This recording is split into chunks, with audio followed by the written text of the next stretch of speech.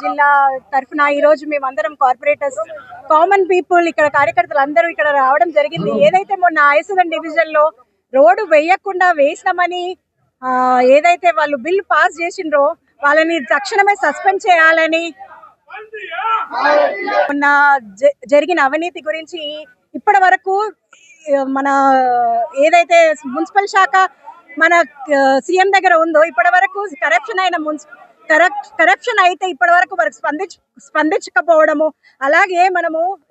అలాగే zonal commissioner ఎవరైతే అధికారులు ఇందులో ఇన్వాల్వ్ ఉన్నారో ఇప్పటి వరకు సస్పెండ్ చేయకపోవడము. మేమైతే కోరేది ఇక్కడ రావడం మెయిన్ గా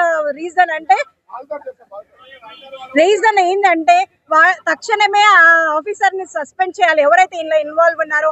అలాగే ఖాన్ కన్స్ట్రక్షన్స్ ని బ్లాక్ లిస్ట్ లో పెట్టాలి. మేము జోనల్ కమిషనర్ ని అడిగేది ఒకటే ఏంటంటే చార్మినార్ జోన్ కి వాళ్ళకి వచ్చే బడ్జెట్ నాకు ఇంతే వస్తుంది అంటారు, కానీ మాకు ఏవైతే బీజేపీ కార్పొరేటర్స్ ఉన్న డివిజన్ లో తక్కువ ఫండ్స్ రిలీజ్ చేస్తారు.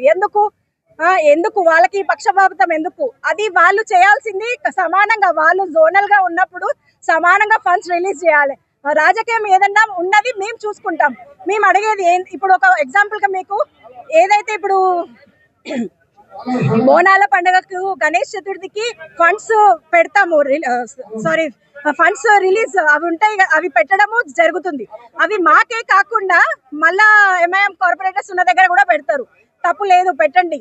కానీ ఎప్పుడైతే బక్రీద్ ఉంటుందో ఓన్లీ ఎంఐఎం కార్పొరేటర్స్ దగ్గర అవి ఫండ్స్ రిలీజ్ చేయడం ఎంతవరకు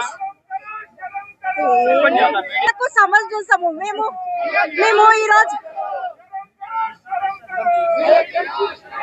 ఈ రోజు జోనల్ ని అడిగేది ఏంటంటే మీరు పక్షపాతం చూపించకండి, ఓల్డ్ సిటీని ఎప్పటికైనా న్యూ సిటీగా చూడాలని మా ఆకాంక్ష, అది నెరవేర్చండి.